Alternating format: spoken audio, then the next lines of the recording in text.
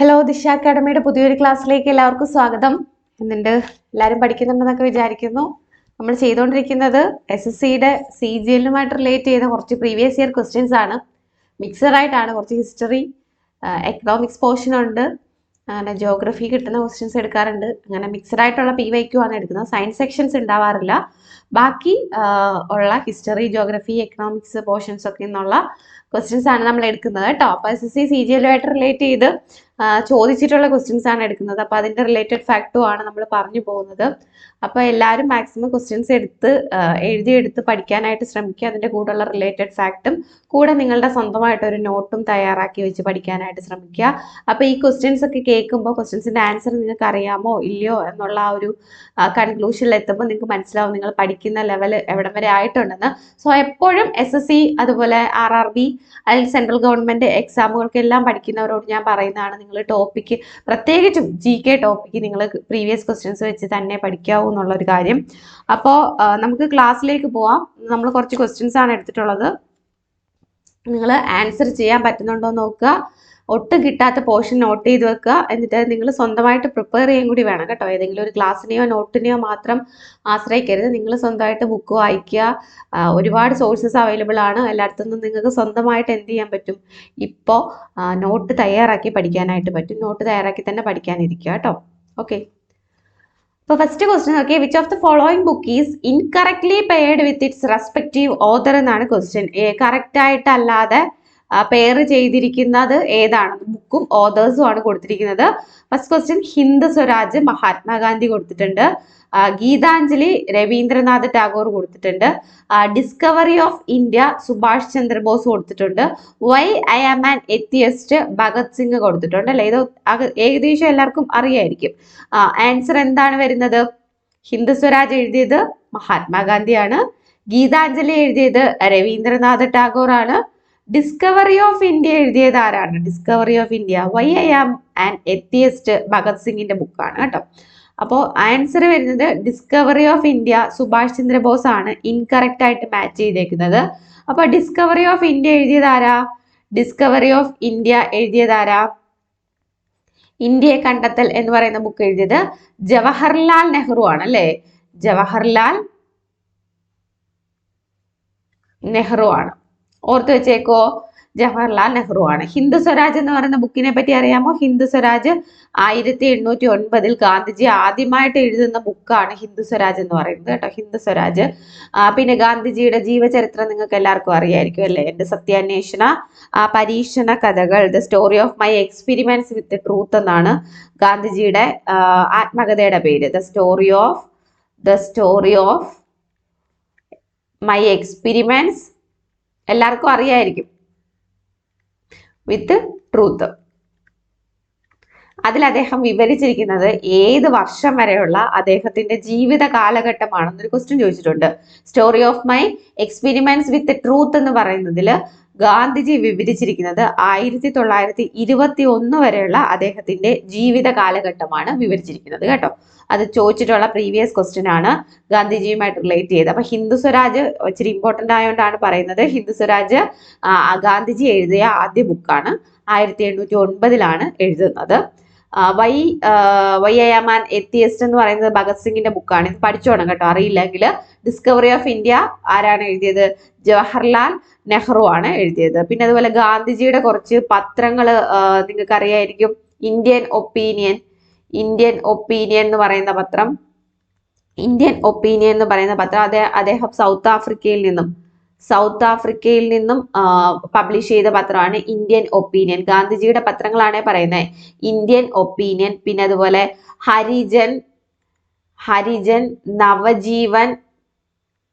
നവജീവൻ ഒക്കെ എന്താണ്? ഗാന്ധിജിയുടെ പത്രമാണെന്ന് ഓർത്തിരിക്കുക. പത്രങ്ങളാണ് ഇന്ത്യൻ ഒപ്പീനിയൻ, ഹരിജൻ, നവജീവൻ ഒക്കെ അദ്ദേഹം പുറത്തിറക്കുന്ന ന്യൂസ് പേപ്പറുകളാണ്. അതുപോലെ young India weekly, young India എന്ന് പറയുന്ന ഒരു വീക്കിലി ഉണ്ട്. അതും അദ്ദേഹത്തിന്റെയാണ്, ഗാന്ധിജിയുടെയാണ് കേട്ടോ. ഗാന്ധിജിയുമായിട്ട് റിലേറ്റ് ചെയ്തിട്ടുള്ളതാണ്. ഹിന്ദു സ്വരാജ് എടുത്ത് പറഞ്ഞതുകൊണ്ടാണ് ഞാൻ ഇത്രയും പറഞ്ഞത്. ഹിന്ദു സ്വരാജ് അദ്ദേഹം എഴുതുന്ന ആദ്യത്തെ ബുക്കാണ് മഹാത്മാഗാന്ധിയുടെ. പിന്നെ അദ്ദേഹത്തിന്റെ കുറച്ച് പത്രങ്ങൾ പഠിച്ചു. ഇന്ത്യൻ ഒപ്പീനിയൻ, അത് അദ്ദേഹം സൗത്ത് ആഫ്രിക്കയിൽ നിന്ന് പബ്ലിഷ് ചെയ്യുന്ന അദ്ദേഹത്തിന്റെ പത്രമാണ്. ഹരിജൻ, നവജീവൻ ഒക്കെ അദ്ദേഹത്തിന്റെ മറ്റു പത്രങ്ങളാണ്. യങ് ഇന്ത്യ എന്ന് പറയുന്ന ഒരു വീക്കിലി അദ്ദേഹം ഇറക്കിയിട്ടുണ്ട്. യങ് ഇന്ത്യ എന്ന് പറയുന്നത് അദ്ദേഹത്തിന്റെ വീക്കിലി മാഗസീൻ ആയിരുന്നു. ഗീതാഞ്ജലി രവീന്ദ്രനാഥ ടാഗോർ ആണ് എഴുതുന്നത്. ഡിസ്കവറി ഓഫ് ഇന്ത്യ എഴുതിയത് ജവഹർലാൽ നെഹ്റു ആണ്. Why I am an atheist എന്ന് പറയുന്ന ബുക്ക് എഴുതിയത് ഭഗത് സിംഗ് ആണ്. ഇവിടെ ഇൻകറക്ട്ലി മാച്ച് ചെയ്തേക്കുന്നത് ഏതാണ്? അപ്പോ discovery of India Subhash Chandra Bose എന്നാണ് കൊടുത്തേക്കുന്നത്. അത് തെറ്റാണ്. അടുത്ത question, which of the following departments of Delhi sultanate was recognised by Balban? ബാൽബനായിട്ട് കൊണ്ടുവന്ന ഡിപ്പാർട്ട്മെന്റ് ഏതാണെന്നാണ് ക്വസ്റ്റ്യൻ. ദിവാനി ഇഷിതാഖ് ഉണ്ട്, ദിവാനി അർസ് ഉണ്ട്, ദിവാനി റിസലാത്ത് ഉണ്ട്, ദിവാനി മുസ്താഖ് രാജ് ഉണ്ട്. അപ്പം ഒരുപാട് എല്ലാം ദിവാനി ഡിപ്പാർട്ട്മെന്റ്സിന് പറയുന്ന അല്ലെ. അപ്പൊ ഇതിനകത്ത് നോക്കിക്കേ, ബാൽബനെ പറ്റി നിങ്ങൾക്ക് എന്തറിയാം? ബാൽബൻ 1266 തൊട്ട് 1286 87 വരെ എന്ന് പറയുന്നുണ്ട്. 86 വരെ ഭരിച്ച എന്താണ്, സ്ലേവ് ഡൈനാസ്റ്റിയിലെ സുൽത്താനാണ് അല്ലെ. സ്ലേവ് ഡൈനാസ്റ്റിയിലെ സുൽത്താനാണ് ആരെന്ന് പറയുന്നത്? ബാൽബൻ എന്ന് പറയുന്നത്. അപ്പൊ സ്ലേവ് ഡൈനാസ്റ്റിയിൽ ഫസ്റ്റ് നമ്മൾ പഠിക്കുന്നത് കുത്ബുദ്ദീൻ ഐബക്ക്. അത് ഓൾറെഡി ഞാൻ കഴിഞ്ഞൊരു ക്ലാസ്സിൽ പറഞ്ഞതാണ്. സെക്കൻഡ് നമ്മൾ പഠിക്കുന്നത് ഇൽത്തുമിഷ് ആണ് അല്ലെ. ഇൽത്തുമിഷിനെ പറ്റി പഠിക്കുന്നുണ്ടായിരുന്നു. അപ്പൊ ഇൽത്തുമിഷ് എന്ത് ചെയ്യുന്നുണ്ട്? ഒരു 40 പേരടങ്ങുന്ന ഒരു തുർക്കിഷ് ചാവേർപ്പാട് അദ്ദേഹത്തിന് വേണ്ടിയിട്ട് ഉണ്ടാക്കുന്നുണ്ട്. അതിന്റെ പേര് ചിഹൽഗാനി എന്നാണ് അല്ലെ. ചിഹൽഗാനീസ് എന്ന് പറഞ്ഞിട്ട് ഒരു ഗ്രൂപ്പിനെ ഉണ്ടാക്കുന്നുണ്ട്. അപ്പൊ ഈ ചിഹൽഗാനീസ് ആണ് പിന്നീട് അങ്ങോട്ട് ആര് ഈ സുൽത്താനായിട്ട് ഭരിക്കണം എന്നുള്ള തീരുമാനങ്ങളൊക്കെ എടുത്ത് അവർ പിന്നെ ഭയങ്കര സ്ട്രോങ് ആയി മാറുന്നു. അങ്ങനെ പിന്നീട് ബാൽബൻ വരുന്ന സമയത്ത് നസറുദ്ദീൻ മുഹമ്മദ് എന്ന് പറയുന്ന ഒരു വീക്കായിട്ടുള്ള ഒരു സുൽത്താന് ശേഷമാണ് ബാൽബൻ വരുന്നത്. ഓക്കെ, അപ്പൊ ബാൽബൻ വരുന്ന സമയത്ത് ഈ ചിഹൽഗാനീസിനെ ഡിസ്പോസ് ചെയ്യും. അപ്പൊ ചിഹൽഗാനീസിനെ ഡിസ്പോസ് ചെയ്ത സുൽത്താൻ ഏതാന്ന് ചോദിച്ചാൽ ബാൽബനാണ്. അങ്ങനെ ചിഹൽഗാനീസിനെ ഡിസ്പോസ് ചെയ്തതിനു ശേഷം അദ്ദേഹം ആർമി റീഓർഗനൈസേഷൻ ചെയ്യും. ആർമി റീഓർഗനൈസേഷൻ ചെയ്ത് കൊണ്ടുവരുന്ന ഡിപ്പാർട്ട്മെന്റ് ആണ് ദിവാനി അരസ് എന്ന് പറയുന്നത്. ദിവാനി അരസ് എന്ന് പറയുന്നതാണ് ഇദ്ദേഹം ആർമി റീഓർഗനൈസേഷൻ ചെയ്ത് ചിഹൽഗാനീസിനെ ഡിസ്പോസ് ചെയ്തിട്ട് കൊണ്ടുവരുന്ന പുതിയ ഡിപ്പാർട്ട്മെന്റ് ആണ് ദിവാനി അരസ് എന്ന് പറയുന്നത്. ഓക്കെ, അപ്പോൾ ബാൽബൻ വളരെ ഇമ്പോർട്ടന്റ് ആണ്. ഓൾറെഡി ഒരു പ്രാവശ്യം പറഞ്ഞാണെന്ന് തോന്നുന്നു. സ്ലേവ് ഡൈനാസ്റ്റിയില് ഏറ്റവും ശക്തനായിട്ടുള്ള രാജാവാണ്. അതുപോലെ തന്നെ founder of second slave dynasty എന്നൊക്കെ പറയും. സെക്കൻഡ് നോട്ട് ചെയ്തോ, founder of second slave dynasty എന്ന് പറയുന്നത് ആരാണ്? ബാൽബനെയാണ്. അതുപോലെ തന്നെ blood and iron policy follow ചെയ്ത സുൽത്താനാണ്. Blood and iron policy follow ചെയ്ത സുൽത്താനാണ്. അതുപോലെ സിജിദ പൈബോസ്, രണ്ട് സിസ്റ്റം, സിജിദ പൈബോസ് എന്ന് പറയുന്ന രണ്ട് സിസ്റ്റംസ് കൊണ്ടുവരുന്നത്. പൈബോസ്, സിജിദ. ഇതെന്ന് വെച്ചാൽ ഒന്ന് കിസ്സിങ് ദ ഫീറ്റ് ഓഫ് സുൽത്താൻ. ആദ്യം സുൽത്താനെ കാണുമ്പോൾ ഇങ്ങനെ ഒന്ന് ബെൻഡ് ചെയ്ത് നിൽക്കുക, ഒന്ന് വളഞ്ഞു നിൽക്കണം എന്ന് പറയുന്ന ഒരു കൺസെപ്റ്റ് ആണ് സിജിദ, അദ്ദേഹത്തിന് വിഷ് ചെയ്യുന്ന രീതി. അതുപോലെ പൈബോസ് എന്ന് പറയുന്നത് kissing the feet of the സുൽത്താൻ ആണ്. അപ്പോൾ ഈ രണ്ട് സിസ്റ്റംസ് ഇൻട്രൊഡ്യൂസ് ചെയ്തത് ആരാന്ന് ചോദിച്ചാൽ ആരാണ്? സിജിദയും പൈബോസും ഇൻട്രൊഡ്യൂസ് ചെയ്യുന്നത് ബാൽബനാണെന്ന് ഓർത്തു വെച്ചേക്കുക. സ്ലേവ് ഡൈനാസ്റ്റിയിലെ ഏറ്റവും ശക്തനായ രാജാവാണ്. ചിഹൽഗാനീസിനെ ഡിസ്പോസ് ചെയ്യുന്ന സുൽത്താനാണ്. അതുപോലെ ചിഹൽഗാനീസിനെ ഡിസ്പോസ് ചെയ്ത് അദ്ദേഹം എന്ത് ചെയ്യുന്നുണ്ട്? ആർമി റീഓർഗനൈസേഷൻ ചെയ്ത് കൊണ്ടുവരുന്ന ഡിപ്പാർട്ട്മെന്റ് ആണ് ദിവാനി അരസ് എന്ന് പറയുന്നത്. Blood and iron policy start ചെയ്തത് കൊണ്ടുവന്നത് അദ്ദേഹമാണ്. സിജിദ എന്ന് പറഞ്ഞു, പൈബോസ് എന്ന് പറഞ്ഞ രണ്ട് സിസ്റ്റംസ് കൊണ്ടുവരുന്നു. സിജിദ, പൈബോസ്, അതായത് wishing of sultan and kissing the feet of sultan, അത് രണ്ടുമാണ് സിജിദയും പൈബോസും പറയുന്നത്.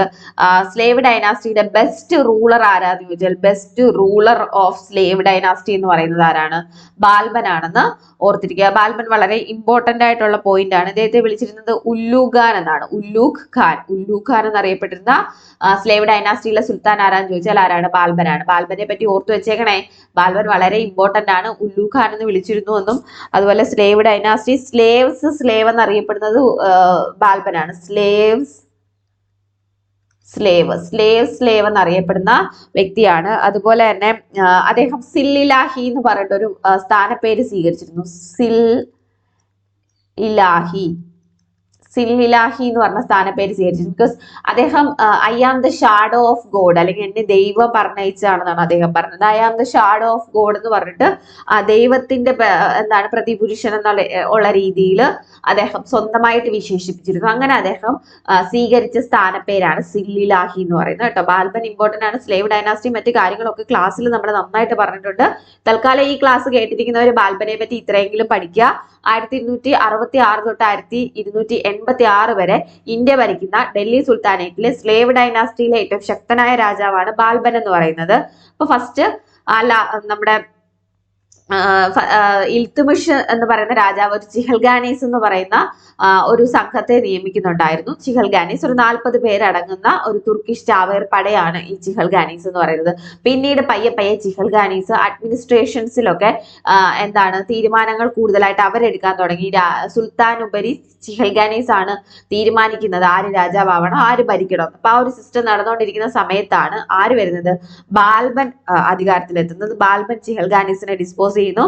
അതിനുശേഷം കൊണ്ടുവരുന്ന ആർമി റീഓർഗനൈസേഷനുമായി ബന്ധപ്പെട്ട് വരുന്ന ഡിപ്പാർട്ട്മെന്റ് ആണ് ദിവാനി അരസ് എന്ന് പറയുന്നത്. അപ്പം ബാൽബൻ കൊണ്ടുവരുന്ന ഡിപ്പാർട്ട്മെന്റ് ആണ് ദിവാനി അർസ് എന്ന് പറയുന്നത്. ഓർത്തു വെച്ചേക്കുക. ബ്ലഡ് ആൻഡ് അയൺ പോളിസി, സിജിത പൈബോ സിസ്റ്റം, സ്ലേവ് എന്ന് അറിയപ്പെടുന്നത്, founder of second slave dynasty എന്നറിയപ്പെടുന്നത്, best ruler of slave dynasty എന്നറിയപ്പെടുന്നത് ഒക്കെ ആരാണ്, ബാൽബനാണ്. ഉല്ലു ഖാൻ എന്നറിയപ്പെടുന്ന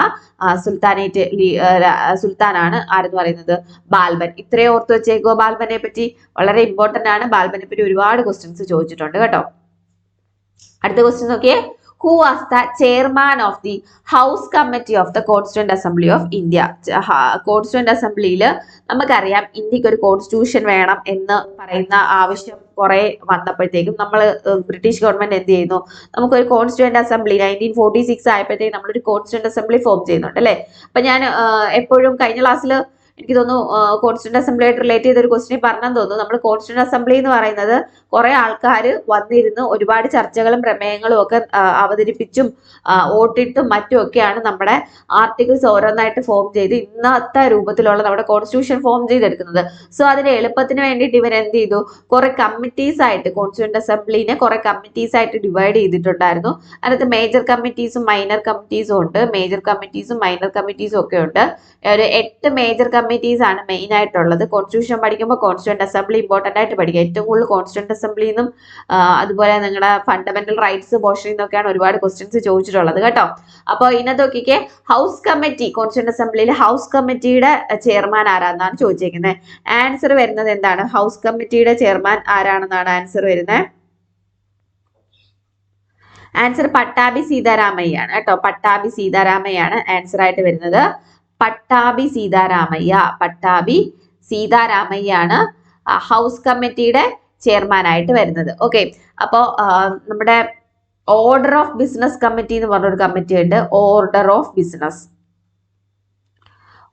ബിസിനസ് കമ്മിറ്റിയുടെ ചെയർമാനാണ് KM മുൻഷി എന്ന് പറയുന്നത്. ഓർഡർ ഓഫ് ബിസിനസ് കമ്മിറ്റിയുടെ ചെയർമാനാണ്. അതുപോലെ ഫണ്ടമെന്റൽ റൈറ്റ്സ് സബ് കമ്മിറ്റിയുടെ ചെയർമാനാണ് JB Kripalani. Fundamental rights sub കമ്മിറ്റിയുടെ ചെയർമാനാണ് ആരെന്ന് പറയുന്നത്, JB കൃപലാനി. ഓക്കെ, അതുപോലെ തന്നെ നമ്മുടെ എന്താണ് നോർത്ത് ഈസ്റ്റ് ഫ്രണ്ടിയർ ട്രൈബൽ ഏരിയാസിനും അതുപോലെ north east areas, tribal areas, Assam excluded areas, partially excluded areas എന്നൊക്കെ പറഞ്ഞ് തിരിച്ചിട്ടുണ്ട്. ആ ഒരു നോർത്ത് ഈസ്റ്റ് റീജിയനിലേക്കുള്ള നിയമങ്ങൾ നമ്മൾ പ്രത്യേകിച്ചാണ് റെഡിയാക്കിയത്. അപ്പൊ അതിന് വേണ്ടിയിട്ടുള്ള കമ്മിറ്റിയുടെ ചെയർമാനാണ് AV താക്കർ എന്ന് പറയുന്നത്.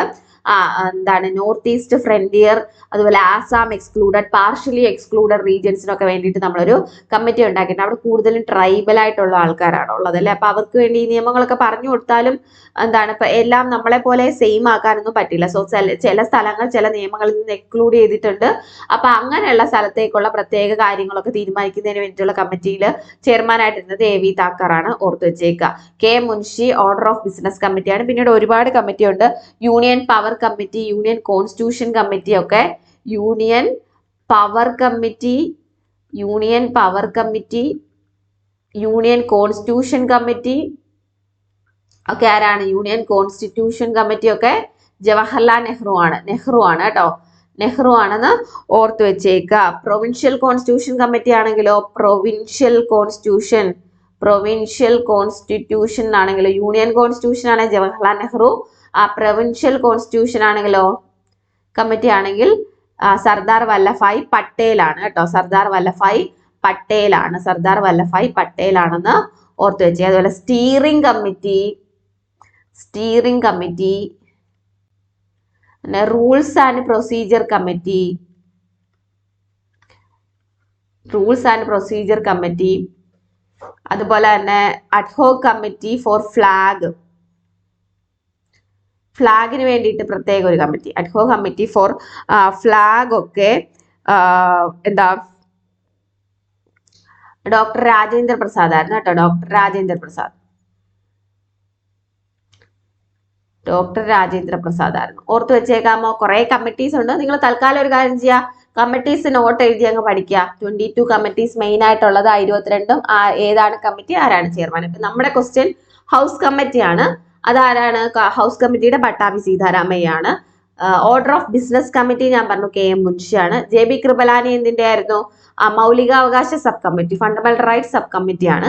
AV താക്കർ നമ്മള് എന്താണ് നോർത്ത് ഈസ്റ്റ് ഫ്രണ്ടിയർ, അതുപോലെ ആസാം എക്സ്ക്ലൂഡഡ്, പാർഷ്യലി എക്സ്ക്ലൂഡഡ് ഏരിയാസിനൊക്കെ വേണ്ടിയിട്ട് 2 കമ്മിറ്റീസ് ഉണ്ട്. അത് രണ്ടിനും AV താക്കറാണ് ലീഡ് ചെയ്യുന്നത്. പിന്നീട് എക്സ്ട്രാ പഠിക്കാനായിട്ട് union power committee, union constitution committee 2 Nehru ആണെന്ന് പഠിച്ചു. പിന്നെ പ്രൊവിൻഷ്യൽ കോൺസ്റ്റിറ്റ്യൂഷൻ കമ്മിറ്റി ആണെങ്കിൽ സർദാർ വല്ലഭായ് പട്ടേൽ ആണെന്ന് പഠിച്ചു. Steering committee, rules of procedure committee, ad hoc committee for flag ഒക്കെ ഡോക്ടർ രാജേന്ദ്ര പ്രസാദ് ആണെന്ന് പഠിച്ചു. അങ്ങനെ കുറെ കമ്മിറ്റീസ് ഉണ്ട്, മേജർ മൈനർ ഒക്കെ ആയിട്ട്. അപ്പൊ അത് ഭയങ്കര ഇമ്പോർട്ടന്റ് ആണ്. അതുപോലെ advisory committee for fundamental rights, minority, ഇതിന്റെയൊക്കെ ആ ഒരു മെയിൻ കമ്മിറ്റി, സബ് കമ്മിറ്റിയാണ് നേരത്തെ JB കൃപലാനി പറഞ്ഞത്. അതിന്റെ മെയിൻ കമ്മിറ്റിയുടെ ഒക്കെ തലപ്പത്ത് എന്താണ് സർദാർ വല്ലഭായ് പട്ടേലാണ്. നിങ്ങൾ ജസ്റ്റ് ഇപ്പൊ തലയ്ക്ക് എന്തെങ്കിലും ഇതെല്ലാം കൂടെ തലയിൽ കയറുന്നില്ല എന്ന് തോന്നുന്നുണ്ടെങ്കിൽ നിങ്ങൾ ടേബിൾ ആയിട്ട് വരയ്ക്കുക. പലയിടത്തും നിങ്ങൾക്ക് എല്ലായിടത്തും നോട്ട് അവൈലബിൾ ആണ്. ടേബിൾ ആയിട്ട് വരച്ച് 22 കമ്മിറ്റീസും അതിന്റെ തലപ്പത്ത് ചെയർമാനായിട്ട് ഇരുന്ന ആരാണെന്നും പഠിക്കുക കേട്ടോ. അടുത്ത question, Who among the following conceived the Kakori train action in 1925? 1925 Indian സ്വാതന്ത്ര്യ സമര ചരിത്രത്തിൽ ഏറ്റവും ഇമ്പോർട്ടന്റ് ആയിട്ട് നമ്മൾ പഠിക്കേണ്ട കുറെ സംഭവങ്ങളിൽ ഒന്നാണ് കക്കോരി ട്രെയിൻ ആക്ഷൻ, അല്ലെങ്കിൽ കക്കോരി ട്രെയിൻ കൊള്ള എന്ന് പറയുന്നത്. അപ്പോൾ നമ്മുടെ ഗവൺമെന്റിന്റെ ഖജനാവിലേക്ക് ട്രെയിൻ വഴി കൊണ്ടുപോയിക്കൊണ്ടിരുന്ന പണം മോഷ്ടിച്ചെടുക്കുക എന്നുള്ളതായിരുന്നു ഇവരുടെ ലക്ഷ്യം എന്ന് പറയുന്നത്. ഓക്കെ, അപ്പോൾ കക്കോരി ട്രെയിൻ ആക്ഷൻ 1925 ആരൊക്കെയാണ് ഉണ്ടായിരുന്നതാണ് ക്വസ്റ്റ്യൻ. ബൈകുന്ത ശുക്ലയുണ്ട്, ഉബൈദുള്ള സിന്ധി ഉണ്ട്, റാം പ്രസാദ് ബിസ്മിൽ ആൻഡ് അഷ്റഫുള്ള ഖാൻ ഉണ്ട്, മന്മത്ത് നാഥ് ഗുപ്ത ആൻഡ് മന്ദാകിനി ഹസ്രയുണ്ട്. അപ്പൊ ഓപ്ഷനിൽ നിങ്ങൾ അത്യാവശ്യം കുറച്ചെങ്കിലും ഹിസ്റ്ററി പഠിച്ചിട്ടുള്ളവർക്ക് ഈ ഓപ്ഷൻസ് കേട്ടിട്ടുണ്ടാവും അല്ലെ. ആൻസർ വരുന്നത് രാം പ്രസാദ് ബിസ്മിൽ ആൻഡ് അഷ്റഫുള്ള ഖാൻ ആണ്. അപ്പോ ഇവരുടെ കൂടെ നമുക്ക് എന്താണ് ചന്ദ്രശേഖർ ആസാദ് ഉണ്ടായിരുന്നു. അദ്ദേഹം രക്ഷപ്പെട്ടു കേട്ടോ, ഓടി രക്ഷപ്പെട്ടു. ചന്ദ്രശേഖർ ആസാദ് ഉണ്ടായിരുന്നു. ചന്ദ്രശേഖർ ആസാദ് ഇതിന്ന് എന്താണ് ബ്രിട്ടീഷുകാരെ പിടിക്കുന്നതിന് രക്ഷപ്പെട്ട ആളാണ്. അപ്പൊ 1925 ഓഗസ്റ്റ് 9 കക്കോരി ട്രെയിൻ ആക്ഷൻ നടക്കുന്നത്. നേതൃത്വം കൊടുക്കുന്നത് രാംപ്രസാദ് ബിസ്മിൽ, അഷ്റഫുള്ള ഖാൻ, ചന്ദ്രശേഖർ ആസാദ് ഒക്കെയാണ്. അതിൽ രാംപ്രസാദ് ബിസ്മിലിനെയും അഷ്റഫുള്ള ഖാനെയും എന്താണ് ബ്രിട്ടീഷുകാർ പിടിക്കും. ഡിസംബർ മാസത്തിൽ 1927 ഡിസംബർ മാസം ആകുമ്പോഴത്തേക്കും ഇവരെ തൂക്കിക്കൊല്ലുകയും ചെയ്യും കേട്ടോ. 1927 ഡിസംബർ മാസത്തിൽ ഇവരെ തൂക്കിക്കൊല്ലുകയും ചെയ്യും. ഇതിന്ന് ഓടി രക്ഷപ്പെട്ട വ്യക്തിയാണ് ചന്ദ്രശേഖർ ആസാദ് എന്ന് പറയുന്നത്. എന്നാണ് കക്കോരി ട്രെയിൻ ആക്ഷൻ നടന്നതെന്ന് ചോദിച്ചാൽ 1925 ഓഗസ്റ്റ് 9 നടക്കുന്നത്. 1925 ഓഗസ്റ്റ് 9 കക്കോരി ട്രെയിൻ ആക്ഷൻ നടക്കുന്നതെന്ന് ഓർത്തു വെച്ചേക്കാം. അപ്പൊ ആരൊക്കെയാണ് അതിന്റെ ഉത്തരവാദികളായിട്ടുള്ളത്? രാം പ്രസാദ് ബിസ്മിൽ, അഷ്റഫുള്ള ഖാൻ. ഇവരെ തൂക്കിക്കൊല്ലും. രക്ഷപ്പെടുന്നത് ചന്ദ്രശേഖർ ആസാദ് ആണെന്ന് ഓർത്തിരിക്കുക. ഇത് എവിടെയാണ് കക്കോരി ട്രെയിൻ ഒക്കെ? ഉത്തർപ്രദേശിലെ ലക്നൌവിലാണ് കക്കോരി ട്രെയിൻ ആക്ഷൻ നടക്കുന്നത് കേട്ടോ. UP ലക്നൗ ആണെന്ന് ഓർത്ത് വെച്ചേക്കാം. ഇത്രയും ഓക്കെ ആണോ? Who among the following conceived the Kakori train action ആണ് ക്വസ്റ്റ്യൻ. 1925 ഓഗസ്റ്റ് 9 ആരാണ്? രാം പ്രസാദ് ബിസ്മിൽ, അഷ്റഫുള്ള ഖാൻ ആണ്. ചന്ദ്രശേഖർ ആസാദ് കൂടെ ഉണ്ടായിരുന്നു, ഓടി രക്ഷപ്പെട്ടു. പിന്നീട് ഇവരെ തൂക്കിക്കൊല്ലുവാണ്. ഇവരെ രണ്ടുപേരെ പിടിക്കുന്നു, തൂക്കിക്കൊല്ലുന്നു കേട്ടോ. UP ലക്നൗ ആണ് സ്ഥലം. 1925 ഓഗസ്റ്റ് 9 ഡേറ്റ് ഓർത്ത് വെച്ചേക്കാം. അടുത്ത ക്വസ്റ്റ്യൻ നോക്കിയേ, securities and exchange board of India SEBI establish ചെയ്ത വർഷമാണ് ചോദിച്ചേക്കുന്നത്. സ്റ്റാറ്റ്യൂട്ടറി ബോഡി ആയിട്ട് എസ്റ്റാബ്ലിഷ് ചെയ്ത വർഷമാണ് ചോദിച്ചേക്കുന്നത്. ഓക്കെ, സെബി. അപ്പൊ സെബിയുമായിട്ട് റിലേറ്റ് ചെയ്ത് ഇതിന്റെ ഫുൾ ഫോം ചോദിച്ചിട്ടുണ്ട് പണ്ടൊക്കെ, securities and exchange board of India, SEBI കേട്ടോ. അപ്പം അത് എസ്റ്റാബ്ലിഷ് ചെയ്ത വർഷം എന്നാണ്? 1992 സെബി വരുന്നത് കേട്ടോ. 1992 സെബി വരുന്നത്. അപ്പോ സെബി എന്ന് പറയുന്നത് എന്താ, ഒരു സ്റ്റാറ്റ്യൂട്ടറി ബോഡിയാണ് അല്ലെ. അപ്പൊ അതെന്ന് പറയുന്നത് SEBI is the regulator for securities market in India. ഇന്ത്യയിലെ മാർക്കറ്റ് സെക്യൂരിറ്റീസിന്റെ ഒക്കെ എന്താ റെഗുലേറ്റർ ആണ് ഏതെന്ന് പറയുന്നത്, സെബി എന്ന് പറയുന്ന ഇൻസ്റ്റിറ്റ്യൂഷൻ എന്ന് പറയുന്നത്. അപ്പോ ഇതിന്റെ ഹെഡ് ക്വാർട്ടേഴ്സ് എവിടെയാണെന്നൊരു ക്വസ്റ്റ്യൻ ആണ്. സെബിയുടെ ആസ്ഥാനം എവിടെയാണെന്നൊരു ക്വസ്റ്റ്യൻ ആണ്. മുംബൈ ആണ് കേട്ടോ, മുംബൈ ആണ് സെബിയുടെ ആസ്ഥാനം. ഇപ്പോഴത്തെ സെബിയുടെ ചെയർമാൻ ആരാണെന്ന് കറണ്ട് അഫയേഴ്സ് ആണ്. Madhabi Puri Butch. Madhabi Puri Butch. Madhabi Puri Butch ആണ് ഇപ്പോഴത്തെ ചെയർമാൻ എന്ന് പറയുന്നത്. ഓക്കെ, അപ്പോ ഇവരാണ് ആദ്യത്തെ വനിതാ നോൺ IAS ഓഫീസർ. ചെയർമാൻ സ്ഥാനത്തേക്ക് വരുന്ന ഫസ്റ്റ് ലേഡി, അതുപോലെ തന്നെ non IAS officer, non IAS ആയിട്ടുള്ള ആദ്യത്തെ ചെയർമാൻ ഓഫ് സെബി ആണ് മാധബി പുരി ബുച്ച് എന്ന് പറയുന്നത്. ആദ്യത്തെ ചെയർമാൻ എന്ന് പറയുന്നത് SA ഡേവ് ആയിരുന്നു. SA ഡേവ് ആണ് ഫസ്റ്റ് ചെയർമാൻ എന്ന് പറയുന്നത്. SA ഡേവ് ആണ് കേട്ടോ. അപ്പൊ ഇന്ത്യയുടെ ഫിനാൻഷ്യൽ മാർക്കറ്റ് റെഗുലേറ്റ് ചെയ്യുന്നത്, okay, Indian financial markets are regulated by ആരാണ്? സെബി ആണ്. Securities and exchange board of India ആണ്. വന്നത് 1992 അപ്പോ സെബിയുടെ ആസ്ഥാനം മുംബൈ ആണ്. ഇതിന്റെ ഇപ്പോഴത്തെ ചെയർമാൻ മാധബി പുരി ബുച്ച് ആണ്. മാധബി പുരി ബുച്ച് ആണ് സെബിയുടെ ഫസ്റ്റ് ലേഡി ചെയർമാൻ, അതുപോലെ തന്നെ നോൺ IAS ചെയർമാൻ എന്ന് പറയുന്നത്. IAS ഇല്ലാത്ത ആദ്യത്തെ ചെയർമാൻ എന്ന് പറയുന്നത് മാധുരി പുരി ബുച്ച് ആണ്. സെബിയുടെ ഫസ്റ്റ് ചെയർമാൻ എന്ന് പറയുന്നത് SA ഡേവ് ആണെന്ന് ഓർത്തിരിക്കുക. Securities and exchange board of India, SEBI, വന്നത് 1992. നിങ്ങൾക്ക് ദിശ അക്കാഡമിയായിട്ട് റിലേറ്റ് ചെയ്ത് ഓൺലൈൻ കോഴ്സ് സ്റ്റാർട്ട് ചെയ്തിട്ടുണ്ട്. SSCയുടെ ഓൺലൈൻ കോഴ്സ് സ്റ്റാർട്ട് ചെയ്തിട്ടുണ്ട്. ആപ്പ് വഴിയാണ് ഓൺലൈൻ കോഴ്സ് നിങ്ങൾക്ക് അവൈലബിൾ ആയിട്ടുള്ളത്. വീട്ടിൽ ഇരുന്ന് തന്നെ ഈ പറയുന്ന ടോപ്പിക്കുകളുടെ എല്ലാ ക്ലാസ്സുകൾ നിങ്ങൾക്ക് അവൈലബിൾ ആണ്. എല്ലാ ടോപ്പിക്കും കവർ ചെയ്യുന്ന ഏറ്റവും ബേസിക് ആയിട്ടുള്ള ബേസിക് ബാച്ച് തൊട്ട് അങ്ങോട്ട് CGLന്റെ സെപ്പറേറ്റ് ബാച്ചും എല്ലാം ഓൺ ആണ്. അപ്പോൾ ലൈവ് ക്ലാസ്സും അതിന്റെ റെക്കോർഡഡ് വെർഷനും അതിന്റെ നോട്ട്സും നിങ്ങൾക്ക് അവൈലബിൾ ആണ്. അപ്പോൾ ദിശയുടെ ലേണിംഗ് ആപ്പ് വഴിയാണ് ഓൺലൈൻ കോഴ്സ് പ്രൊവൈഡ് ചെയ്യുന്നത്. അതുമായിട്ട് റിലേറ്റ് ചെയ്ത കാര്യങ്ങൾ അറിയുന്നതിന് വേണ്ടിയിട്ട് നിങ്ങൾക്ക് കാണുന്ന നമ്പറിൽ കോൺടാക്ട് ചെയ്യാം കേട്ടോ. അപ്പൊ നമ്പർ ജസ്റ്റ് നോട്ട് ചെയ്ത് വെക്കുക.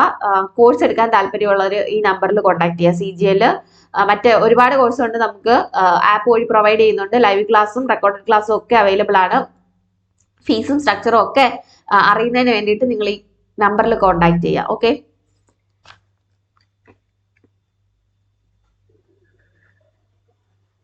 ഇതാണ് കോൺടാക്ട് നമ്പർ. ക്ലാസ് എടുക്കാൻ താല്പര്യമുള്ളവർ പെട്ടെന്ന് നോട്ട് ചെയ്ത് വെച്ച്.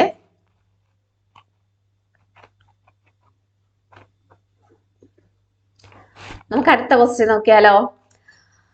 അപ്പോ October 21, 1943 ആ ഡേറ്റില് എന്ത് സംഭവിക്കുന്നു? Subhash Chandrabose proclaimed the formation of the provincial government of free India. Subhash Chandrabose എന്ത് ചെയ്യുന്നു? ഒരു സ്വതന്ത്ര ഒരു പ്രൊവിൻഷ്യൽ ഗവൺമെന്റ്, സ്വതന്ത്ര ഭാരതത്തിന്റെ ഒരു പ്രൊവിൻഷ്യൽ ഗവൺമെന്റ് എന്ന് പറയുന്നുള്ള ഒരു സ്വതന്ത്ര ഗവൺമെന്റ് സ്ഥാപിക്കുകയാണ് അദ്ദേഹം. ഇവിടെ സ്വന്തമായിട്ട് ഇന്ത്യക്കാര് ഭരിക്കുന്ന ഒരു ഗവൺമെന്റ് സ്ഥാപിക്കുന്നത്. പക്ഷെ ഇത് ഇന്ത്യയിലൊന്നുമല്ല. എവിടെയാണ് അത് സ്ഥാപിച്ചതെന്നാണ് നമ്മുടെ ക്വസ്റ്റ്യൻ. അപ്പൊ provincial government of free India Subhash Chandrabose സ്ഥാപിക്കുന്നത് എവിടെ എന്നാണ് ക്വസ്റ്റ്യൻ. ഓപ്ഷനിൽ സിംഗപ്പൂർ ഉണ്ട്, റഷ്യ ഉണ്ട്, ജപ്പാൻ ഉണ്ട്, ജർമ്മനി ഉണ്ട്. ഓക്കെ, ആൻസർ ആയിട്ട് വരുന്നത് എന്താണ്? പ്രൊവിൻഷ്യൽ ഗവൺമെന്റ് സ്ഥാപിക്കുന്നത് സിംഗപ്പൂരിലാണ് കേട്ടോ. അപ്പോ 1942 നമ്മുടെ രണ്ടാം ലോക മഹായുദ്ധവുമായിട്ട് റിലേറ്റ് ചെയ്ത് ഇന്ത്യൻ പട്ടാളക്കാരെ പങ്കെടുപ്പിക്കും. ബ്രിട്ടീഷ് ഗവൺമെന്റ് എന്ത് ചെയ്യുന്നു? ഇന്ത്യൻ പട്ടാളക്കാരെ പങ്കെടുപ്പിക്കുന്നുണ്ട്. അപ്പൊ ഇവരെല്ലാം കൂടെ ജപ്പാനിൽ തടവുകാരാവും. അപ്പൊ ജപ്പാനിൽ തടവുകാരായ ഇന്ത്യൻ പട്ടാളക്കാരെല്ലാം കൂടി ചേർന്നിട്ട് എന്ത് ചെയ്യുന്നു? ഒരു ആർമി ഉണ്ടാക്കുന്നു. INA, ഇന്ത്യൻ നാഷണൽ ആർമി എന്ന് പറഞ്ഞിട്ട് ഒരു ആർമി ഉണ്ടാക്കുന്നു. ഇന്ത്യൻ നാഷണൽ ആർമി എന്ന് പറഞ്ഞൊരു ആർമി ഉണ്ടാക്കുന്നു 1942. ഓക്കെ, ആസാദ് ഹിന്ദ് ഫൗജ് എന്ന് പറയും. ആസാദ് ഹിന്ദ് ഫൗജ് ഉണ്ടാക്കുന്നു. അപ്പൊ ഇതിന്റെ ഒരു കൺസെപ്റ്റ് ആദ്യമായിട്ട്, അങ്ങനെ ഒരു ആശയം ആദ്യമായിട്ട് കൊണ്ടുവരുന്ന വ്യക്തി എന്ന് പറയുന്നത് ആരാണ്? മോഹൻ സിംഗ് ആണ്. ആശയം ആദ്യമായിട്ട് കൊണ്ടുവരുന്നത് മോഹൻ സിംഗ് ആണ്. മോഹൻ സിംഗ് ആണ്. എന്നാൽ ഈ ഒരു സംഘടന സ്ഥാപിക്കുന്നത് റാഷ് ബിഹാരി ബോസ് ആണ് കേട്ടോ. റാഷ് ബിഹാരി ബോസ് ആണ് സ്ഥാപിക്കുന്നത്. ഒരുപാട് പ്രാവശ്യം INA സ്ഥാപിച്ച ആരാണെന്ന് ക്വസ്റ്റ്യൻ ചോദിച്ചിട്ടുണ്ട്. റാഷ് ബിഹാരി ബോസ് ആണ് സ്ഥാപിക്കുന്നത്. അപ്പൊ ഈ സംഘടന പിന്നീട് അദ്ദേഹത്തിന് മുന്നോട്ട് കൊണ്ടുപോകാൻ പറ്റാതെ 1943 ആകുമ്പോഴത്തേക്ക് നമ്മുടെ സുഭാഷ് ചന്ദ്രബോസിനെ ഏൽപ്പിക്കുകയാണ്. 1943 ആയപ്പോഴത്തേക്ക് സുഭാഷ് ചന്ദ്രബോസിനെ ഏൽപ്പിക്കുന്നു. സുഭാഷ് ചന്ദ്രബോസ് 1943 ഒക്ടോബർ 21 എന്തായിരുന്നു? ഒരു സ്വതന്ത്ര ഗവൺമെന്റ് സ്ഥാപിക്കുകയാണ്. എവിടെയാണ്? സിംഗപ്പൂർ ആസ്ഥാനമാക്കി. സുഭാഷ് ചന്ദ്രബോസ് അന്ന് ഇന്ത്യയിലില്ല. റങ്കൂൺ ഇപ്പോഴത്തെ മ്യാൻമാർ ഏരിയ, റങ്കൂൺ, സിംഗപ്പൂർ ഒക്കെയാണ് അദ്ദേഹത്തിന്റെ പ്രവർത്തന മേഖല എന്ന് പറയുന്നത്. റങ്കൂൺ, സിംഗപ്പൂരും ഒക്കെയാണ് അദ്ദേഹത്തിന്റെ പ്രവർത്തന മേഖല എന്ന് പറയുന്നത്. അങ്ങനെ സിംഗപ്പൂർ ആസ്ഥാനമാക്കി അദ്ദേഹം ഒരു സ്വതന്ത്ര ഗവൺമെന്റ് സ്ഥാപിക്കുന്നു. 1943 ഒക്ടോബർ 21. അപ്പൊ INA റാഷ് ബിഹാരി ബോസിൽ നിന്ന് INAയുടെ നേതൃത്വം സുഭാഷ് ചന്ദ്രബോസ് 1943 ഏർപ്പെടുത്തും. നമ്മൾ പഠിച്ചത് ഇന്ത്യൻ നാഷണൽ ആർമി അല്ലെങ്കിൽ ആസാദ് ഹിന്ദ് ഫൗജ് സ്ഥാപിക്കുന്നത് റാഷ് ബിഹാരി ബോസ് ആണെന്ന് പഠിച്ചു. 1943 അതിന്റെ തലപ്പത്തേക്ക് സുഭാഷ് ചന്ദ്രബോസ് വരുന്നെന്ന് പഠിച്ചു. സുഭാഷ് ചന്ദ്രബോസിന്റെ പ്രവർത്തന മേഖല റങ്കൂൺ, സിംഗപ്പൂർ ഒക്കെയാണെന്ന് പഠിച്ചു. INA എന്ന് പറയുന്നത് 1942 രണ്ടാം ലോക മഹായുദ്ധവുമായി ബന്ധപ്പെട്ട് ജപ്പാനിൽ അറസ്റ്റ് ചെയ്യപ്പെട്ട ഇന്ത്യക്കാരെല്ലാം കൂടെ ചേർന്ന് ഫോം ചെയ്യുന്ന ഒരു സംഘടനയാണെന്ന് പഠിച്ചു അല്ലെ. അങ്ങനെ ഇദ്ദേഹം എന്ത് ചെയ്യുന്നു? മിനിസ്റ്റേഴ്സും ഒക്കെ ആയിട്ട് ഒരു ഗവൺമെന്റ് സ്ഥാപിക്കുകയാണ്. അതിനകത്തുള്ള ഒരേ ഒരു വനിതയാണ് ലക്ഷ്മി സൈഗാൾ എന്ന് പറയുന്നത് അതിനകത്തുണ്ടായിരുന്ന ഒരേ ഒരു വനിതയാണെന്ന് ഓർത്തു വെച്ചേക്കുക. അപ്പോൾ ലക്ഷ്മി സൈഗാൾ അതിനകത്തുണ്ടായിരുന്ന ഒരേ ഒരു വനിതയാണെന്ന് ഓർത്തിരിക്കുക. അപ്പോൾ ലക്ഷ്മി സൈഗാളില് നമ്മുടെ INAയുടെ വനിതാ വിഭാഗത്തിന്റെ പേര്, വനിത അല്ലെ, വുമൺ ബറ്റാലിയന്റെ പേര് ഝാൻസി റാണി റെജിമെന്റ് എന്നാണ്. വനിതാ വിഭാഗത്തിന്റെ പേര് ഝാൻസി റാണി റെജിമെന്റ്. അതിന്റെ തലപ്പത്തിരുന്ന വ്യക്തി ആരാണെന്ന് ചോദിച്ചാൽ ലക്ഷ്മി സൈഗാളാണ്. ലക്ഷ്മി സൈഗാളിനെ ഓർത്തു വെച്ചേക്കുക. അപ്പൊ ആസാദ് ഹിന്ദ് ഫൗജ് ഓർത്തു വെച്ചേക്കും. 1943 ഒക്ടോബർ 21 സുഭാഷ് ചന്ദ്രബോസ് ഒരു പ്രൊവിൻഷ്യൽ ഗവൺമെന്റ് സ്റ്റാർട്ട് ചെയ്തെന്ന് ഓർത്തു വെച്ചേക്കും. എവിടെയാണെന്ന് ചോദിച്ചാൽ നിങ്ങൾ എവിടെയാണെന്ന് പറയും? സിംഗപ്പൂർ ആണെന്ന് പറയും. അതുപോലെ INAയുടെ മന്ത്രിസഭയിൽ ഉണ്ടായിരുന്ന ഒരേ ഒരു വനിത ലക്ഷ്മി സൈഗാളാണെന്ന് ഓർത്തു വെച്ചേക്കും. INAയുടെ വനിതാ വിഭാഗം റെജിമെന്റിന്റെ പേര് ഝാൻസി റാണി റെജിമെന്റ് എന്നാണെന്ന് ഓർക്കും. അതിന്റെ തലപ്പത്ത് ആരാണ്? ലക്ഷ്മി സൈഗാളാണെന്ന് ഓർത്തു വെച്ചേക്കും അല്ലെ. അപ്പൊ INA ഫോം ചെയ്തത് റാഷ് ബിഹാരി ബോസ് ആണെന്ന് ഓർത്തു വെച്ചേക്കും. ആദ്യം ഒരു ഐഡിയ കൊണ്ടുവന്നത് മോഹൻ സിംഗ് ആണെന്ന് ഓർത്തു വെച്ചേക്കും. ചെറിയൊരു ഏരിയ അത്രയൊക്കെ എങ്കിലും പഠിച്ചു വെച്ചേക്കാം. ഓക്കെ, ക്വസ്റ്റ്യൻ റിലേറ്റഡ് ആയിട്ട് അത്രയെങ്കിലും പഠിച്ചു വെച്ചേക്കാം. 1943 October 21. Who among the following rulers is called the Napoleon of India എന്നാണ് അടുത്ത ക്വസ്റ്റ്യൻ. നെപ്പോളിയൻ ഓഫ് ഇന്ത്യ, ഇന്ത്യയുടെ നെപ്പോളിയൻ എന്നറിയപ്പെടുന്ന റൂളറാണ്. ബിന്ദുസാര, ചന്ദ്രഗുപ്ത, സമുദ്രഗുപ്ത, അശോക. ഓപ്ഷൻസിൽ ഏതൊക്കെയാ? ബിന്ദുസാര, ചന്ദ്രഗുപ്ത, സമുദ്രഗുപ്ത, അശോക. നിങ്ങൾക്ക് ആൻസർ അറിയാമോ? Who among the following rulers is called Napoleon of India? ആരാണ് ആൻസർ ആയിട്ട് വരുന്നത്? സമുദ്രഗുപ്തയാണ് ആൻസർ ആയിട്ട് വരുന്നത് അല്ലെ. സമുദ്രഗുപ്തയാണ് ആൻസർ ആയിട്ട് വരുന്നത്. അങ്ങനെ സമുദ്രഗുപ്തനെ നെപ്പോളിയൻ ഓഫ് ഇന്ത്യ എന്ന് വിളിച്ചത് AV സ്മിത്ത് ആണ് കേട്ടോ. AV സ്മിത്ത് ആണ് നെപ്പോളിയൻ ഓഫ് ഇന്ത്യ എന്ന് സമുദ്രഗുപ്തനെ പഠിച്ചത്. നമുക്ക് മൗര്യ സാമ്രാജ്യം, ഗുപ്ത സാമ്രാജ്യം ഒക്കെ പഠിക്കാനായിട്ടുണ്ട് ഇന്ത്യൻ ഹിസ്റ്ററിയുമായിട്ട് റിലേറ്റ് ചെയ്ത്. അപ്പൊ അതിനകത്ത് നമ്മൾ ഗുപ്ത സാമ്രാജ്യത്തെ പറ്റി നല്ല വൃത്തിയായിട്ട് പഠിക്കും. ഗുപ്ത സാമ്രാജ്യത്തിന്റെ ഫസ്റ്റ് നമ്മൾ ഇമ്പോർട്ടന്റ് റൂളറായിട്ട് പഠിക്കുന്നത് ചന്ദ്രഗുപ്ത ഫസ്റ്റ് ആണ് അല്ലെ. ചന്ദ്രഗുപ്ത ഫസ്റ്റ് ആണ് നമ്മൾ ഫസ്റ്റ് ആയിട്ട് പഠിക്കുന്നത്. ചന്ദ്രഗുപ്ത ഫസ്റ്റിന്റെ മകനാണ് സമുദ്രഗുപ്ത അല്ലെ. ചന്ദ്രഗുപ്ത ഫസ്റ്റിനെ സക്സീഡ് ചെയ്ത് വരുന്നതാണ് സമുദ്രഗുപ്ത എന്ന് പറയുന്നത്. 319 AD തൊട്ട് 335 AD വരെ ഭരിക്കുന്നത് ചന്ദ്രഗുപ്ത ഫസ്റ്റ് ആണ്. ചന്ദ്രഗുപ്തയാണ് 319 തൊട്ട് 335 AD വരെ ഭരിക്കുന്നത് അല്ലെ. 335 AD തൊട്ട് 380 AD വരെയാണ് ആര് ഭരിക്കുന്നത്? സമുദ്രഗുപ്ത ഭരിക്കുന്നത്. ഒരുപാട് പഠിക്കാനുണ്ട് അവരുമായിട്ട് റിലേറ്റ് ചെയ്ത്. അതിനകത്ത് നമ്മൾ ഇദ്ദേഹത്തെ എന്തുകൊണ്ടാണ് ഇങ്ങനെ ഒരു നെപ്പോളിയൻ ഓഫ് ഇന്ത്യ, അദ്ദേഹം സാമ്രാജ്യം വർദ്ധിപ്പിക്കുന്നതിന് വേണ്ടിയിട്ട് ഒരുപാട് യുദ്ധങ്ങൾ ചെയ്യുന്നുണ്ട്. ആ യുദ്ധങ്ങളൊന്നും അദ്ദേഹം ഒരിക്കൽ പോലും തോറ്റിട്ടില്ല.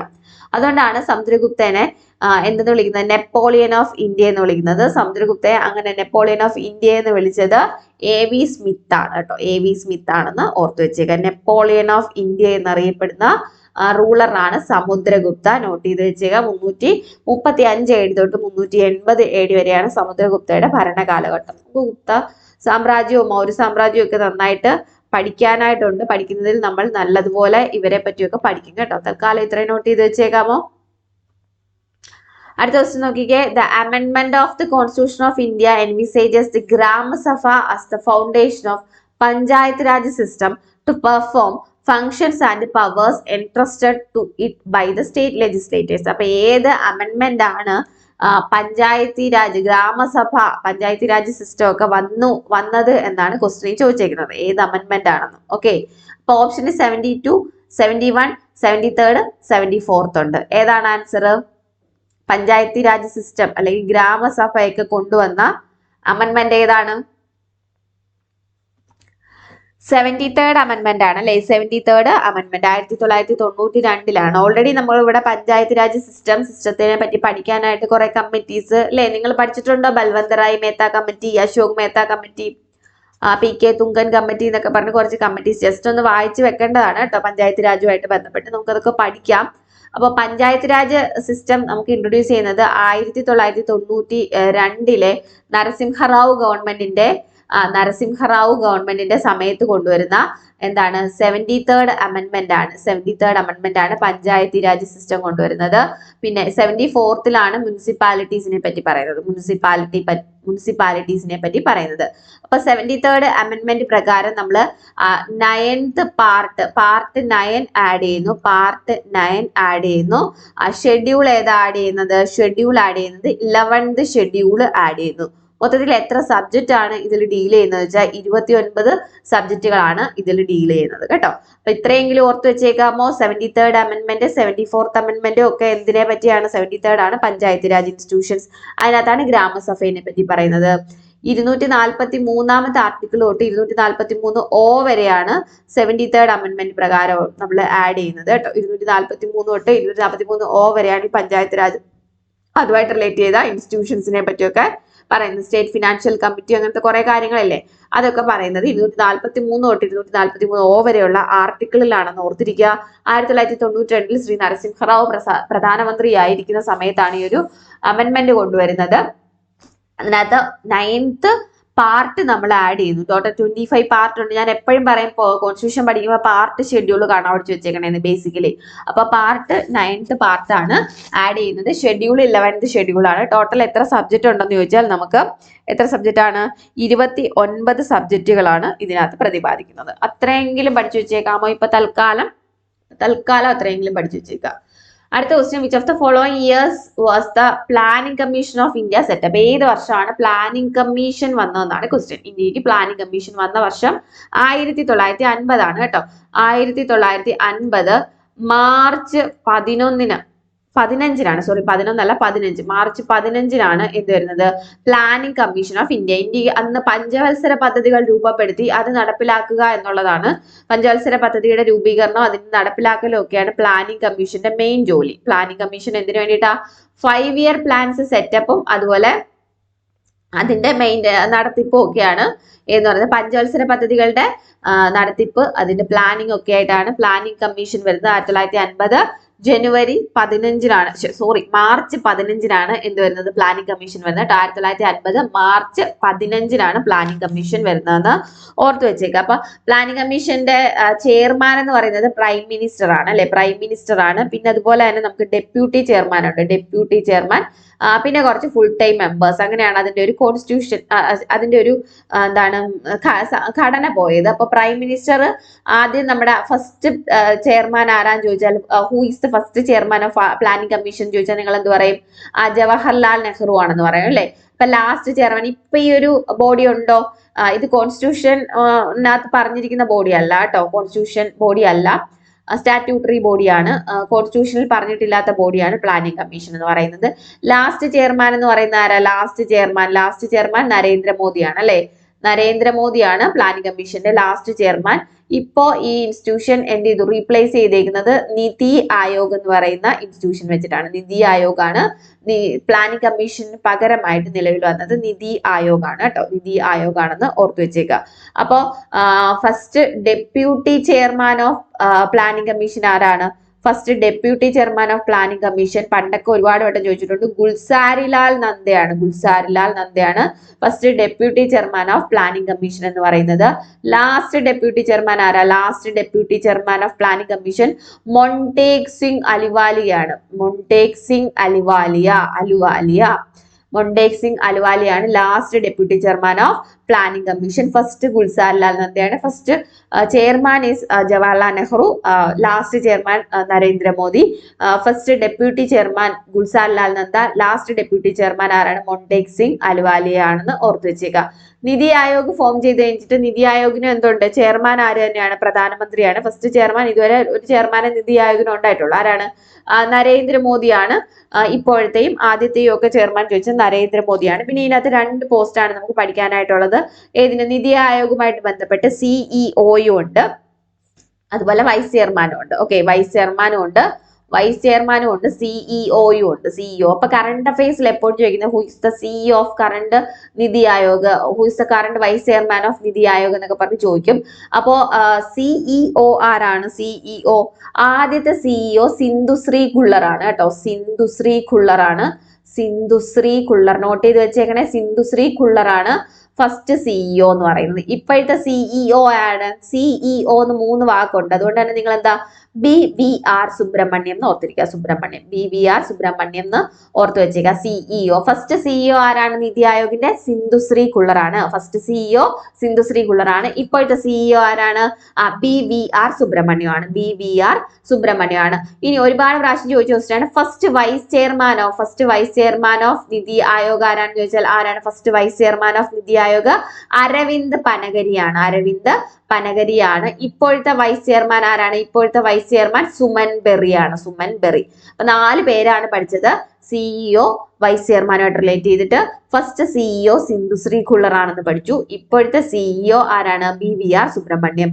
ആദ്യത്തെ വൈസ് ചെയർമാൻ എന്ന് പറയുന്നത് അരവിന്ദ് പനഗരിയാണെന്ന് പറഞ്ഞു. ഇപ്പോഴത്തെ വൈസ് ചെയർമാൻ എന്ന് പറയുന്നത് ആരാണ്? ഇപ്പോഴത്തെ വൈസ് ചെയർമാൻ സുമൻ ബെറി ആണെന്ന് പഠിച്ചു. ഇത്രയും പേരുടെ പേര് നമ്മള്. ഗുൽസാരിലാൽ നന്ദയാണ് ആദ്യത്തെ vice chairman of or deputy chairman of planning commission പഠിച്ചു. ലാസ്റ്റ് പ്ലാനിംഗ് കമ്മീഷന്റെ ഡെപ്യൂട്ടി ചെയർമാൻ ആയിട്ട് വന്നത് മൊണ്ടേക് സിംഗ് അലുവാലിയാണെന്ന് പഠിച്ചു അല്ലെ. ഇത്രയും ക്വസ്റ്റ്യൻസ് ചോദിച്ചിട്ടുണ്ടേ, അപ്പൊ നോട്ട് ചെയ്ത് വെച്ച് പഠിക്കണേ. അടുത്ത ഈ ഒരു ക്വസ്റ്റ്യനും കൂടി നിങ്ങൾ നോക്കുക. How many sections of the Lok Sabha R normally held in an year? ഒരു വർഷത്തിൽ ലോക്സഭ എത്ര പ്രാവശ്യം സമ്മേളിക്കും എന്നാണ് ക്വസ്റ്റ്യൻ ചോദിച്ചിരിക്കുന്നത്. 2 വട്ടമാണോ, 5 വട്ടമാണോ, 7 വട്ടമാണോ, 3 വട്ടമാണോ? ആൻസർ വരുന്നത് 3 തവണയാണ് ലോക്സഭ നോർമലി ഒരു വർഷം സമ്മേളിക്കുന്നത്. 3 തവണയാണ് കേട്ടോ. എന്തിനൊക്കെ വേണ്ടിയിട്ടാണ്? ഒന്ന് ബഡ്ജറ്റ് സെക്ഷൻ ആണ് അല്ലെ. ബഡ്ജറ്റിന് വേണ്ടിയിട്ട് ബഡ്ജറ്റ് സെക്ഷൻ അതെപ്പോഴാണ്? ഏത് മാസം തൊട്ട് ഏത് മാസം വരെയാണ്? ഫെബ്രുവരി മെയ് മാസത്തിലാണ് ബഡ്ജറ്റ് സെക്ഷൻ വരുന്നത്. ഫെബ്രുവരി മെയ് മാസത്തിലാണ് ബഡ്ജറ്റ് സെക്ഷൻ വരുന്നത് കേട്ടോ. അപ്പൊ അടുത്തതായിട്ട് വരുന്നത് മൺസൂൺ സെക്ഷൻ ആണ്. മൺസൂൺ സെക്ഷൻ ആണ് നെക്സ്റ്റ് വരുന്നത്. അടുത്തത് വിന്റർ സെക്ഷൻ ആണ് നെക്സ്റ്റ് വരുന്നത്. അപ്പൊ 3 എണ്ണം ഏതൊക്കെയാണ്? Budget section, 2 monsoon section, 3 winter section. അതിനകത്ത് ബഡ്ജറ്റ് സെക്ഷൻ വരുന്നത് ഫെബ്രുവരി മെയ് ആണ്. ഓക്കെ, ജൂലൈ തൊട്ട് ആഗസ്റ്റ് വരെയാണ് മൺസൂൺ സെക്ഷൻ. ജൂലൈ തൊട്ട് ആഗസ്റ്റ് വരെ. അടുത്ത നവംബർ ഡിസംബർ സമയത്താണ് വിന്റർ സെക്ഷൻ. വിന്റർ സെക്ഷൻ വരുന്നത്. അപ്പൊ 3 സെക്ഷൻസ് ഓഫ് ലോക്സഭ ഇപ്പൊ തന്നെ പഠിക്കോ. Budget section, monsoon section, winter section. Budget section വരുന്നത് ഫെബ്രുവരി മെയ്, മൺസൂൺ സെക്ഷൻ വരുന്നത് ജൂലൈ ഓഗസ്റ്റ്, വിന്റർ സെക്ഷൻ വരുന്നത് നവംബർ ഡിസംബർ. അപ്പൊ ഇത്രയാണ് ഇന്ന് ഞാൻ പറയാനായിട്ട് ഉദ്ദേശിക്കുന്ന ഇമ്പോർട്ടന്റ് ആയിട്ട് പ്രീവിയസ് ആയിട്ട് ചോദിച്ച ക്വസ്റ്റ്യൻസും കുറച്ച് റിലേറ്റഡ് ഫാക്റ്റും. നിങ്ങൾക്ക് കുറച്ചെങ്കിലും നോട്ട്സും കാര്യങ്ങളും ക്വസ്റ്റ്യൻസും കുറച്ച് ടോപ്പിക്കുകൾ റിലേറ്റ് ചെയ്യാനെങ്കിലും പറ്റിയെന്ന് വിചാരിക്കുന്നു. കൂടുതൽ ക്വസ്റ്റ്യൻസുമായിട്ട് നമുക്ക് അടുത്തൊരു ക്ലാസ്സിൽ കാണാം. അപ്പൊ ഇത്രയും ക്വസ്റ്റ്യൻസ് നിങ്ങൾ പഠിച്ചിട്ട് ആ ഒരു റിലേറ്റഡ് ഫാക്ട് ഞാൻ പറഞ്ഞതും നിങ്ങൾക്ക് ആഡ് ചെയ്യാവുന്നതുമായിട്ടുള്ള നോട്ട് ആഡ് ചെയ്തിട്ട് നിങ്ങൾ എന്ത് ചെയ്യുക, പുതിയൊരു നോട്ട് ഉണ്ടാക്കി വെച്ച് പഠിക്കുക. അപ്പൊ എല്ലാവർക്കും താങ്ക് യു. നെക്സ്റ്റ് ഒരു ക്ലാസ്സിൽ നമുക്ക് വീണ്ടും കാണാം.